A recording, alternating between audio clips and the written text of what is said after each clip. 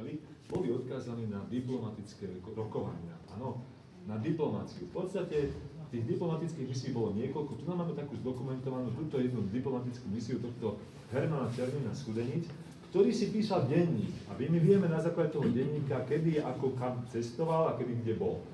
Prišli 30. júna do Prešporka, boli tu 2 dní, píše, že boli na obede u Grofa Palfiho, potom sa s ním rozlúčila jeho manželka Silvia, tá išla do Viedne, pokračovali do Komárna, tam ich prebrala osmanská strana, išli do Budína, tam boli 10 dní.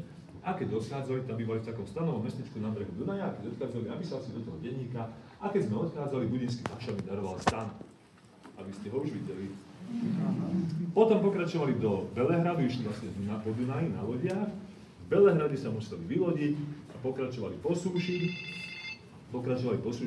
A tá jeho výprava tohto diplomata, on nešiel teda sám, mala 110 vozov. Takže oni niesli, teda bolo to veľa ľudí, niesli si svoj nejaký proviant, niesli peniaze, pretože to bol ten tribút, ktorý oni museli povinne platiť sultánovi za ten mier. V podstate on vždy určoval tú výšku tej dane za ten mier a niesli kopec darov.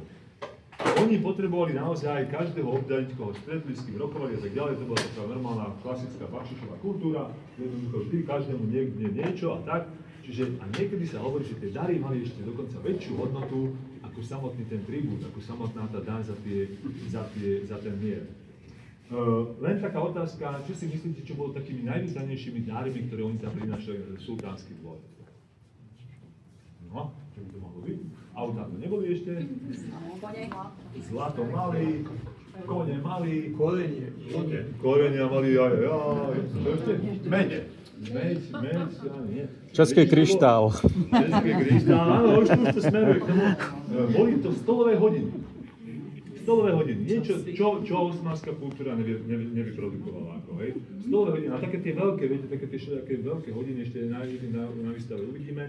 A také hracie automaty, alebo také hracie skrinky. Také rôzne, či sa dalo natiahnuť a niečo to robilo. Hej. V 16. a 17. storočí to boli naozaj už také výkvety, také tej európskej mechaniky. Robilo sa to väčšinou v nemeckých mestách. A potom z prameňov vieme, že oni potom, keď tam išla ďalšia výprava, takáto misia, po 10 rokov, väčšinou na 10 rokov uzavreli ten mier, tak keď išla ďalšia, tak oni si žiadali priviesť aj hodinárov. Oni potom opravovali, reparovali to, čo sa im vecne pokazilo, alebo keď to deti tie sultánske moc naťahovali, tak niečo to zácko a tak. No, takže toto sme si povedali. V 15. storočí to začalo už tá expanzia, ako ste videli, ešte pred Moháčom. A v 15. storočí Európa zažíva také 3 veľké technologické nejaké novinky. Jednak to bolo objavenie, alebo teda vynález Jan Gutenberg, 1450, kníhtlač. To bola podobná revolúcia, ako mali sme teraz nedávno digitálnu revolúciu. To bola podobná revolúcia.